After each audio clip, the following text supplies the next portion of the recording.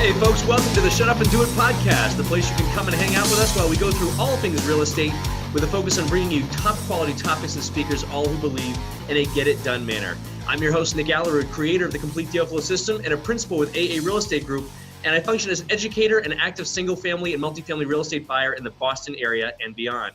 I am super stoked today to have my friend and our guest, Mr. Nathan Brooks. He's from Kansas City. He is an active investor. He has a whole turnkey, like a massively honed in, systemized turnkey business that he runs. Former musician. That's an awesome transition there. But I'm going to let you talk about yourself. Nathan, thank you so much for being on the show, man. Hey, Nick, I appreciate you, man. I appreciate being on the show and appreciate you. We've had a lot of fun getting to know each other and looking forward to the time today. So. You got it. Awesome. Do you want to start by just kind of telling us a little bit about yourself, your journey, and how you got to where you are? Sure, absolutely. Yeah. So Nathan Brooks, I am out of the Kansas City market, and my business is located here. I have a beautiful wife and two kiddos, and we live on our dream place. We have 11.5 acres and a beautiful home. And so I love doing anything chainsaw, tractor, shotgun, whatever related.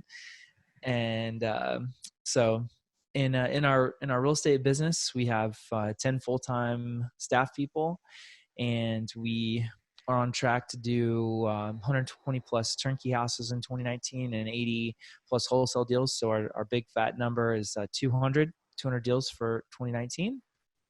And so we have a couple different portions of our business. We have our bridge turnkey, which is our turnkey operation. And we really specialize in having a really high caliber product. So there's a lot of, quote unquote turnkey companies out there, and, everyone has a place, every property has a buyer, right? But our focus is on really, really highly renovated properties. So you're basically buying a totally renovated, kind of an MLS retail type rehab, but then we place the tenant, we pre-inspect it, we do all the repairs, and then we back it up with a warranty. So that's kind of our niche. So we give a 12-month warranty on our properties. So that's the turnkey side. And then we also have a retail division, and just recently hired another killer realtor. And so our target's 25 million or so in retail sales for 2019. And then literally just a month and a half ago started a meetup. So Bridge Real Estate Investing Meetup. And I was talking to Adam Adams the other day, who runs a huge meetup in Denver. And he literally said to me, he's like, I've never heard of anything like this before. I don't know how you did it. But we literally have almost 1,400 people in our Facebook group in like 5 weeks. And we had almost 100 people show up at the first one. And we have over 300 people and almost 10,000, not paid for, not sponsored, connections and views on the January one. So pretty crazy on the meetup. Dude, that is amazing. Fantastic. Kudos to you, brother. Having done that too, that's not easy. There's a lot to it for sure. So we're excited, and we have some amazing speakers lined up for that, and the community online there too. And so really, and if you're out there listening, the goal is 1,750 by the end of January members in there, and 10,000 by the end of the year. So if you want to get after it and talk real estate with some folks, it's definitely a good place to do it. Nice. Fabulous. Why don't we talk about how a professional musician got into the real estate game? I love that. And what got you into music too? That was your passion when you got out of school, or? It was my passion since I was a little boy. So I remember distinctively, and I don't have a lot of memories either. So it's not something that I have this recall of a bunch of stuff growing up, which is a blessing and a curse, right? And even in business now. So if something bad happens, it's like that quarterback, right? We have the next down. We got to get to the new play, not think about the old play. But for me, 5th grade, I saw the string bass in the corner in the orchestra room, and I was like, holy cow, this thing is killer. So I remember my folks, driving this stupid string bass around in the back of the Ford Taurus, 5th grade. And so I ended up going through, playing through high school and playing piano and playing string bass and then bass guitar, and then taught myself guitar in college and taught theory at the university with kind of the intro programs to help, freshman theory, and toured and did both like the bad, late night band bar gigs, and also, was had the blessing of being worship leader at one of the largest, the largest United Methodist church in the U.S. and third largest in the world. So it's pretty cool. There's a lot of adventure and joy in playing. So. Wow, that's incredible. All right. So what led you into your real estate career at that point? When I was a little kid, I love like going to the construction sites, and I didn't realize that was a thing back then, but you don't always have access to like these, new construction jobs and stuff. And so I'd go, ask the guys if whatever, things I could pick up or whatever, 2x4s and whatever I could go get. And so I would start just building stuff. I was not a very good carpenter either, to be clear. So that is not my gift, but I love doing it and I love the creativity of it. And I always loved kind of seeing from the side of like, okay, well, here's this opportunity. Here's this, property that needs help. And, how do we put it back together and see what others can't see, and therefore be able to, put them together. So that was the joy for me. And I literally met some people in a having lunch with my, I think, girlfriend, who is now my wife of 12 plus years, and overheard some conversation. And like 3 weeks later, I'm in quote unquote business with this guy, which was a nightmare in of itself, and many horrible things that came out of that, but also many lessons. And so the first day I bought a house, I bought two, and I ended up, having this incredible construction crew made up of people I had found from the day labor place down the street. And yeah, it was a complete disaster. So yeah, that was my entry into real estate. Went really Wow. well. Yeah, gotcha. Through those challenges. So that was that just one deal or one partnership that kind of went? Oh no. Oh no. I definitely kept buying. Somehow I figured out how to, I've never had a problem buying houses. It's always everything else, like renovating them and having a clear process and make sure the scope of work is right. And, leading your team. It's crazy. All those crazy things like that. Oh, that's awesome. There's Yeah. well, Nathan, you and I are in a mastermind together, and one of the Nathan did an amazing presentation the last time I was there on leadership itself. Really took a whole different tone in the whole room too, as far as when you get to a certain level in your business, right? You're no longer really trying to get day laborers and bang through a scope of work, or even try to. I mean, like you said, anyone can buy a property. It's executing on a vision or an exit plan or whatever. But Yep. leadership and management, right? It's very, very different than being in the weeds. Would you say?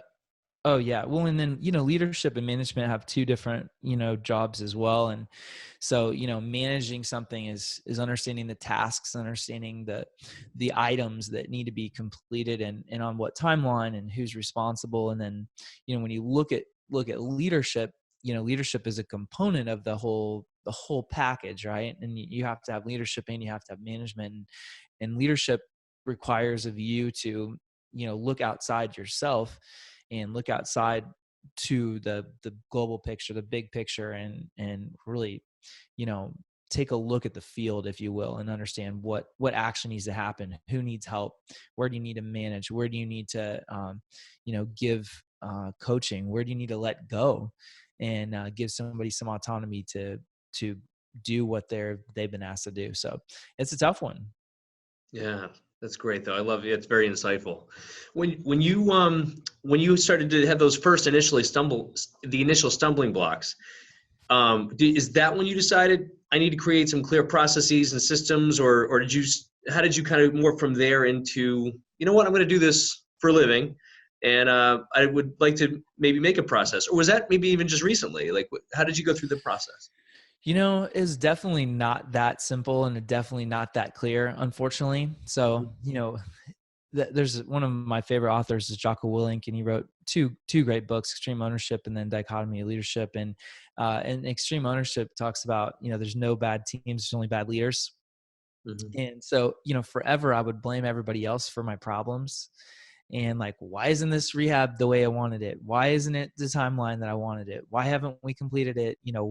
What did you guys do in the bathroom here? And you know, it's this horrible realization when you all of a sudden sit in the silence and kind of observe what's happening and realize that there's nobody at fault but you. And so I kind of went back and forth between real estate and music for almost a decade. And in 2015 I met my partner, and he and I had this common bond over not just real estate but things that we loved in life and loved to do. And we were lucky, right? We just happened to have two very differing personalities that get along very well, and that's really uncommon. And so but we've still been all over the place, and kind of first thinking like, oh gosh, what do I bring to the table? What does he bring to the table? And then our first year of business, we can do, 34 houses in our first full year of business and 74 in our second full year of business. And 2018 was our third full year of business. And we did, right around 100 houses.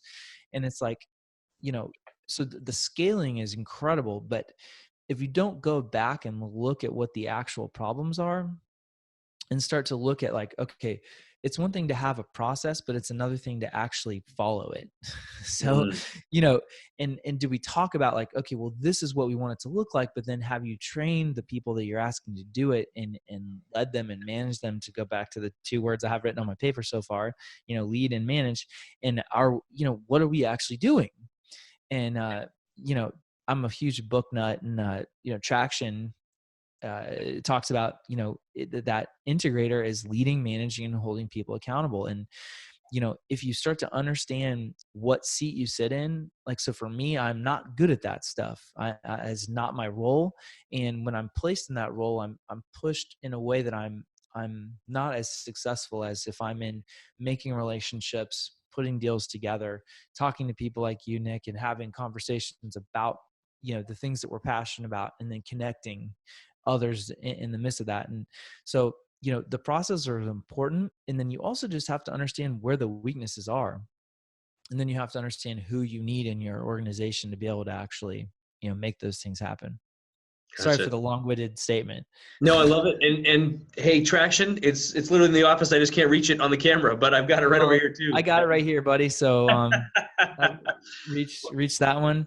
Yeah, books are so important. And actually it's funny because I mentioned Extreme Ownership, and I think you mentioned Tim Ferriss, and so there's that one. So we got them He's all got them all covered. right there. And Yep. he's not a sponsor of any of these authors. So No, I'm not. I'm just extremely, extremely passionate about the books, and I try to read, one or read at least 2 books a month, and then listen to at least, a dozen or so podcasts on varying things, because we all have to be learning, right? We have to be yeah, growing, and no matter what seat we sit in. you nailed it. Absolutely. Nathan, a lot of people, and that of our listeners have, a lot of them love when people have really come through a massive struggle. You had a couple stumbling blocks at the beginning too. Was there anything, whether it's at the beginning or in the middle, or that you really either were banging your head against a wall, or something happened and you had to kind of rebuild, or, is there anything you want to share as far as challenges go? Sure. Well, there's a lot of challenges. And I think people who uh, believe that doing anything of importance, or anything that is, anything that you have a goal with, that there aren't going to be challenges, there aren't going to be failures, you're crazy. And, you cannot be afraid of the failure. The failure, what was the book? Obstacle is the way, right? And so, early on in my real estate investing career, we went through kind of the first of many trials, which was really kind of the implosion of my business, as many people went through. And so we had, bankruptcy and miscarriage in the same week, December of Oh, '09. And it's horrible. And, it's an uncomfortable place to be.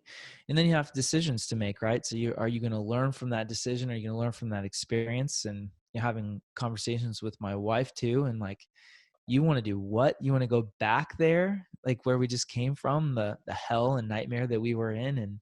Uh, and ultimately the question for me was like, how can we possibly do that, go through all that, and then not learn the lessons and implement them? So, and then starting a business, and they've mentioned another book, which I don't have sitting by me, by the way, but E-Myth, all of a sudden you hire a couple employees or employee because you're like, man, I need help. My business is growing. We're crushing it, and then you don't have those processes in place, like we talked about early on in this conversation. And then you're frustrated and upset that the outcome's not what it was, quote unquote, supposed to be.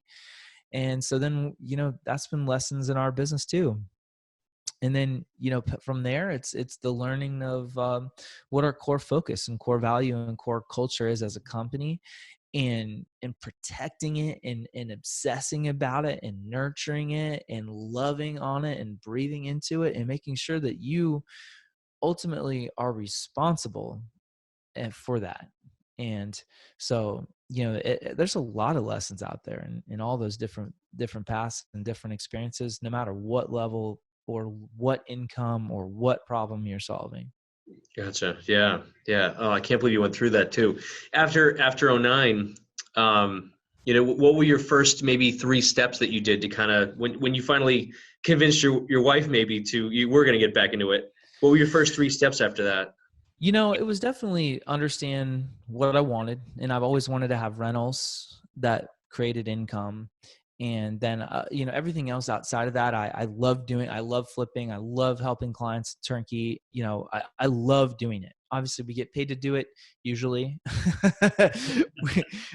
But I love, when we talk about, selling turnkey houses and helping clients build a bridge to wealth and freedom through real estate, which is our mission as a company. I feel that, I try to live that out in my life for my own family and my own legacy. So it's so easy to look at like, okay, well, what are the steps? All right, we'll have to make a decision first. And then I have to figure out, I talk about this a lot, that the clearer your goals are, the clearer the pathway to achieve them is. And if you don't actually write it down, you don't actually look through what are the steps to get there, then you're not going to get there, or it's certainly not in the way that you would if you had planned it. So I literally started talking to every single person that I could find who would loan me any money that I could find, and I harassed everybody. And I got turned down a couple dozen times for private lending, and I finally got one person who I'd literally reached out for years, harassed. His name is Rob, and he's out of Florida, and he has this incredible business. And I'd taken him to lunch years earlier, and I just begged him to come to lunch, begged him to spend some time with me. And you know and all of a sudden he laid out like this incredible business, and a flipping business and a lending business and property management and a brokerage and all this stuff. And I'm just like, what? You know, what do you mean you have all these things? How is this even possible? And by the way, it's pretty neat. I'm still friends with him to this day, and I still own that first house to this day that he lent on. It's on Harmony Drive, which I thought was pretty cool. And yeah, I still own the house today. And you know, it was interesting because I was talking to him a few months back probably, and I was asking him for advice.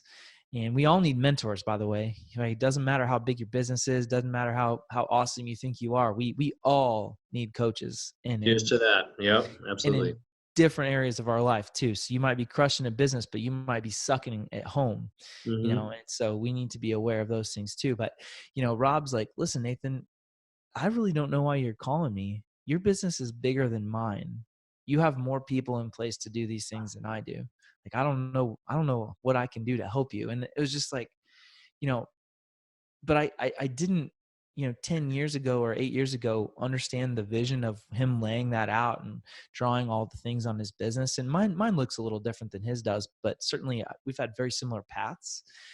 And, you know, you never really can fully appreciate those moments that we too, whether it's a conversation you're having or that you're sharing or someone else is sharing, that what kind of impact that's going to have on somebody else. So, my steps were really clear. I have to figure out how to fund this thing. I have to figure out how to buy this thing, and just really kind of catapulted from there. And I started buying one again and two again, and then I managed to get on Bigger Pockets somehow. I'm not sure how or why.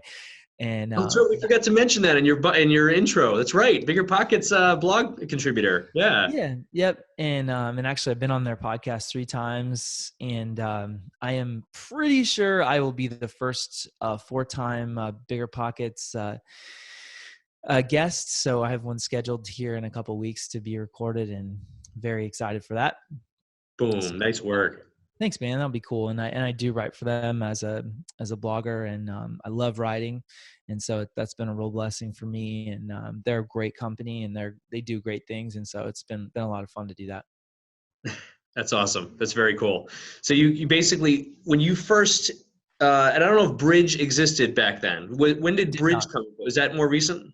Yep, 2015. So That's that was our. 2015. If Yep. we go back a little bit, so you're picking up these turnkey homes, or you're buying, renovating, fixing, flipping, and then renting, and then selling them to end investors. I know I didn't. That was way. That was not even remotely beginning to explain what you actually do. But right, is that like the turnkey strategy? Go ahead, explain the turnkey strategy for people who don't know what that is. Go ahead, Okay, please. sure. Yeah, yeah. So, and just to be clear, so now my partner and I own Bridge Turnkey Investments. That's our core business, right?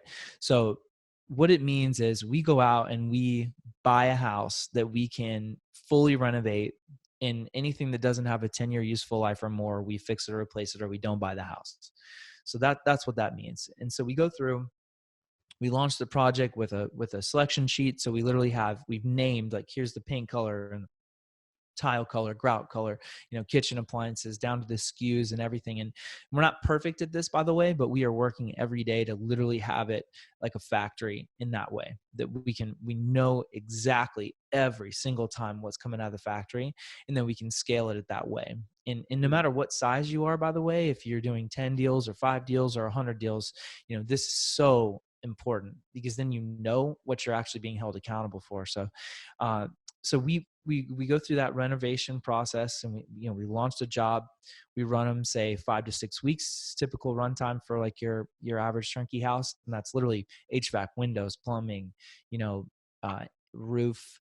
And so we go through and we do our own quality audit at the end. So we have somebody on our staff who's just has a long tenure of being a not just handyman, but has incredible skills in electricity and plumbing and very high detail. So then we do literally what we call our quality audit, and that's on our team. So we walk the whole property with our foreman and our maintenance guy, and from there we literally hand that off to a third party inspector. So we've checked it, and now we send it to a third party inspector. We repair every single item that's on that list. We take a picture of every item that's been repaired, and we label what we've actually done, and then we send it to property management. They check it. They send any audit items they see, and so literally by the time our clients see it, we've gone through the construction process. The GCs have checked it. Our quality audit has happened. We've done a third party inspection and repaired every single item on that thing. Usually, unless it's something that's maybe like insulation's an inch, not thick enough or whatever. We're like, hey, it's insulated. It looks good. But then we property management, it's leased, and then we sell it to our client. That's literally totally renovated, totally completed, already cash flowing day one when they close on that property. That's And then we awesome. give them a 12-month warranty. That was a way better explanation than mine. That was Well, I have had to say that a few times, probably more than you. So when you started to really pick things up, and maybe that was when your partner came on. What was your like first 2 or 3 key people you knew you needed, and was that a tough transition?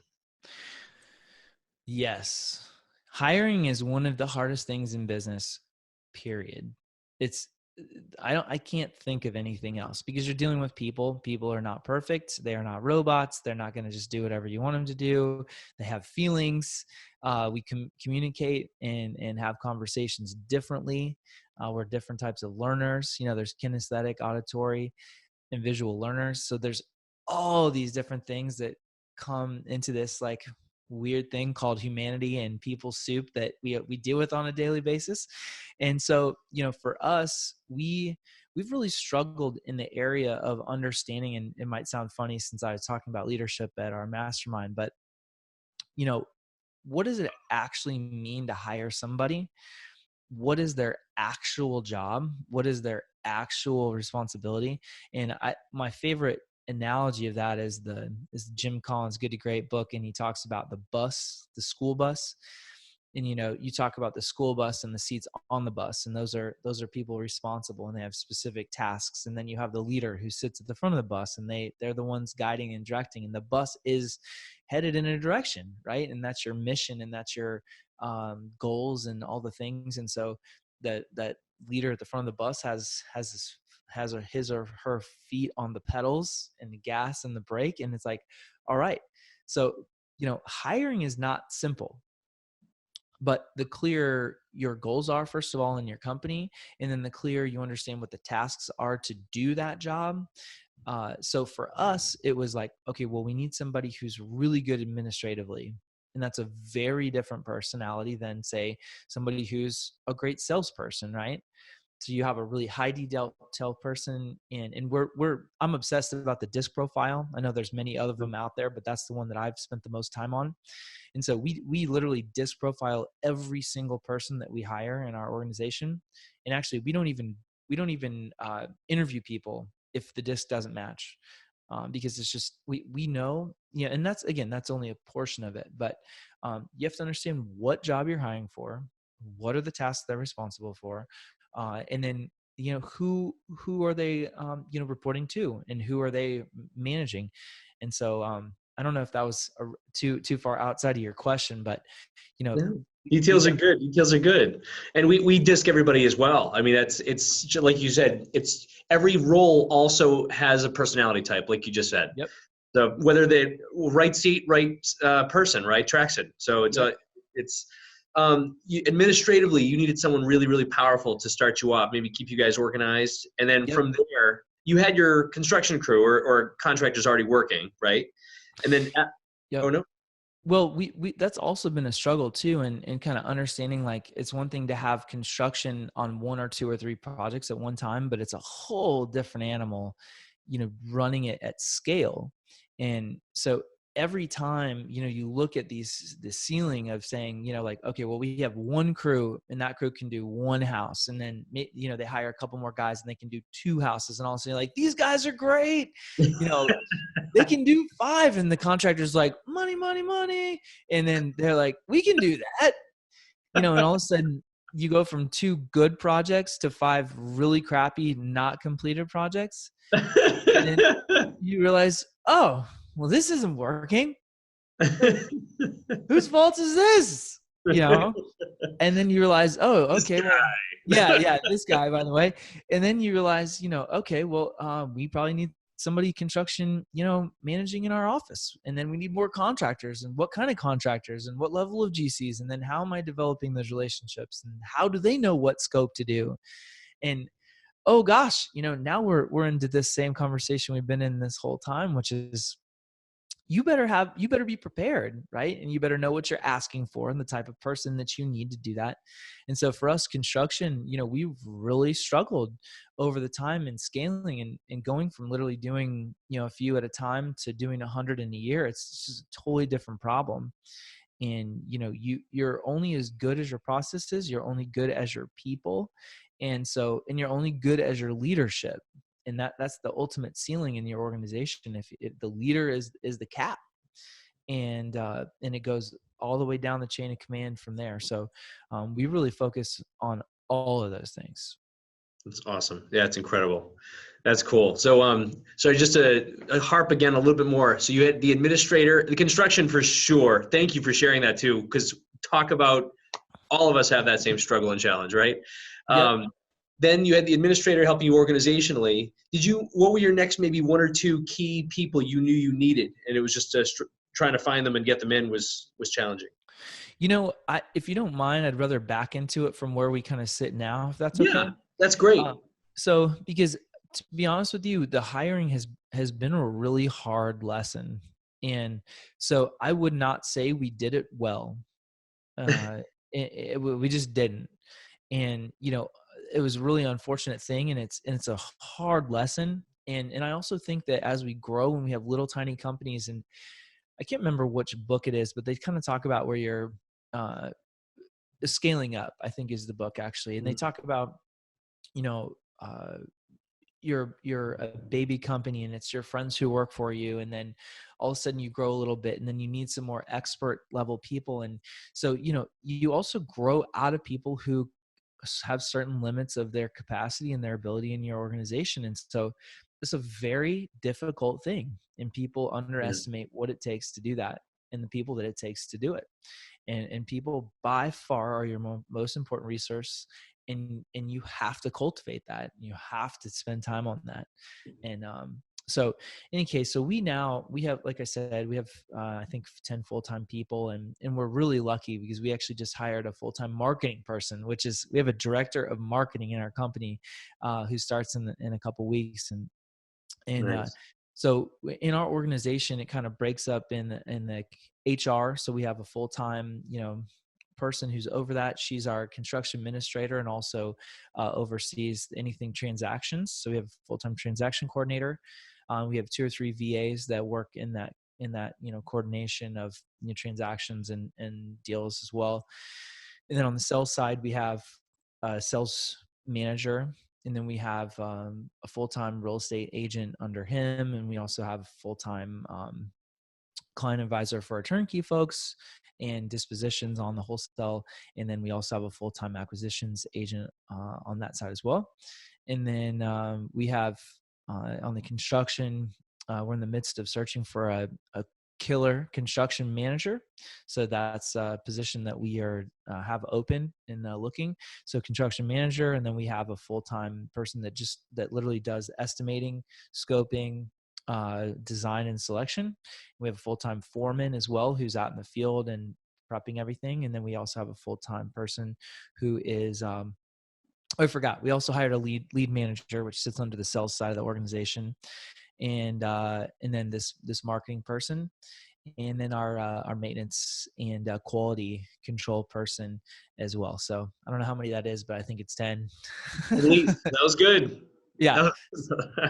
So that's, and we've really started to look at it, and and this is something I just learned recently, and I really encourage you, if you're hiring people, start looking at the bottom 20% of the things that we just hired a business coach, and they talked about the like it and love it boxes at the top, and then the I don't like it, I'm not good at it. I think there were 3 technically at the bottom, but I can't remember what they are. But either way, what those things are in your life, or the life of those that are employed by you. And you need to look at that bottom 20% and that I don't like it, I'm not good at it, and hire for that. And I think we get so wrapped up in what our title is, and it's important, right? We want to have a feeling of belonging, and we want to have a sense of, this is who I am. I'm Nathan Brooks, and CEO of Bridge Turnkey Investments. It's pretty sexy, right? I can say I sound, it sounds cool, but it means nothing without knowing what that actually means to do the job. And to do the job, we have to know what the tasks are, and so on and so forth. So, it's definitely one of those things where once we started to recognize and be able to say, this is where we need the most help, and then this is where we need, that we have opportunity, and then kind of meld those things together and take the things off as we grow, and everybody has more things on their plate. Let's take some of those things off the plate, redirect focus, redirect tasks, put people where they like it and love it and are successful at it, and then bring people in who like it and love it in the things that they're now doing. Amen, brother. Nice work. Thanks.